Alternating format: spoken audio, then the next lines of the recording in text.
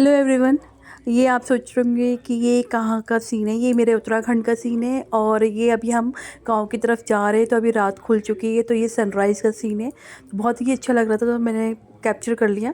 अब हम पहुंच गए, दीवा माँ के मंदिर पहुंच गए हैं। यहाँ पे क्या होता है, जो लोग शहर से गांव की तरफ जाते हैं या गांव से शहर की तरफ जाते हैं, तो माता का आशीर्वाद लेके जाते हैं और मतलब उनसे प्रार्थना करते हैं कि हमारी यात्रा मतलब सब सकुशल हो। कि जैसे कि आजकल गांव में डर हो रखा है बाघ वगैरह का। तो अब हम पहुंच गए, अपने गांव की मार्केटें पहुंच गए हैं। ये देखिए, यहाँ जगह जगह ऐसे जेरेनियम देखकर तो मैं ऐसे हो गई कि यहाँ पे ऐसे ही पड़े हुए हैं कि उनको कोई पता भी नहीं है कि मतलब शहरों में कितने महंगे मिलते हैं प्लांट, और उत्तराखंड में ऐसे ही फ्री के पड़े हुए हैं। और ये देखिए साइड में ये कलांचो का प्लांट पड़ा हुआ है। ये देखिए पिक में मैंने शेयर किया, मैं ये वाला लेकर आई हूँ। और ये तो ऐसे मतलब घास की तरह बिखरे पड़े थे। अब हम पहुंच गए, अपने गांव के बस स्टॉप पे पहुंच चुके हैं। तो हमारा बस स्टॉप ना ऊंचाई पे हाइट पे है और गांव हमारा नीचे गहराई में है। तो ये जो मार्क्ड एरिया है, यहाँ पे भी हमारा खेत है। और वो खेत ना अभी बहुत सुंदर दिखता है, अभी उजाला ढंग से नहीं हो रखा। और ये हमारे साइड की गांव है, तो यहाँ पे भी हमारे ही कास्ट के लोग रहते हैं। और मैं वैसे कास्ट से ससुराल की साइड से ढौंडियाल हूँ। ये अब नीचे गहराई की तरफ को जाना है और थोड़ा डर भी लग रहा है, क्योंकि यहाँ पे ना बाघ वगैरह बहुत आजकल आतंक फैल रखा है और रियल में गांव में भी आते रहते हैं। तो ये पहुँच गया, हम अपने गांव के मंदिर में पहुँच गए। ये देखिए हमारे गांव का इतना भव्य मंदिर है। आसपास के जितने भी गांव है, सबसे भव्य मंदिर हमारा ही है इस एरिया में। ये पूरा संगमरमर का बना हुआ है। ये देखिए मंदिर में इतना सुंदर फूल है ना, ये मैंने प्लांट अभी कहीं देखा ही नहीं है। और ये देखिए एज अ गाँव के हिसाब से घास है। और ये अभी न्यू बॉर्न है, ये देखते ही खड़ा हो गया था ये।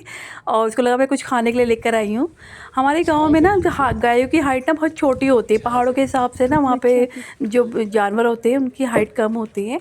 और ये देखिए मिर्ची, यहाँ उत्तराखंड में हमारे गढ़वाल में ना ऐसी मिर्च होती है, छोटी छोटी और गोल गोल सी मिर्च होती है। और ये नारंगी का पेड़ हर घर में मिलेगा आपको। और एक छोटा सा सेब का मतलब लगा हुआ था, तोड़ने की कोशिश करी पर टूटा ही नहीं वो। मतलब सूख रखा था तो टूटा ही नहीं। और मैं सकुलेंट की तलाश में निकल गई थी, पर सकुलेंट की जगह यहाँ पे मेरे ससुराल में तो जगह जगह ये बिच्छू घास, हिंदी में मतलब बिच्छू घास बोलते हैं, हमारे गढ़वाली में जो कंडली बोलते हैं।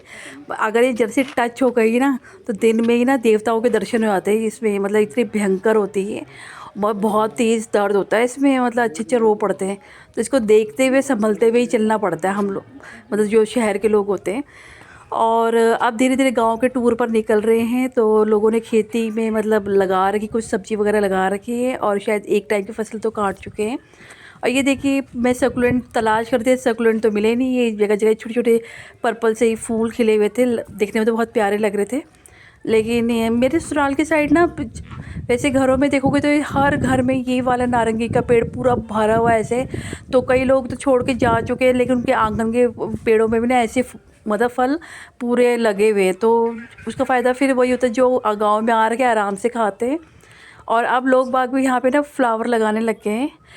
एक यही मकान दिखा मुझे जो पारंपरिक तरीके से बना हुआ है, इसकी नक्काशी देखिए। ये पहले के मकान हमारे पूर्वजों के ऐसे ही होते थे, लकड़ी के बने हुए डिज़ाइनदार ऐसे होते थे। और ये देखिए अभी ये जो छज्जा है, छज्जे का डिज़ाइन तो अभी वही पारंपरिक है, मतलब ये पूर्वजों वाला ही बना हुआ है। और यहाँ पे देखिए रेन लिली अभी तक खिल रही है, मतलब आ रखी है। मैंने और भी जगह देखी थी किसी के यहाँ, तो ब्लूम हो रही है अभी भी यहाँ पे। और ये वाला प्लांट, इसकी तलाश में आई थी मैं। अब मेरा उत्तराखंड आने का पर्पज़ तो यहाँ से प्लांट कलेक्ट करना ही होता है, यहाँ पे तो फ्री के पड़े हुए हैं।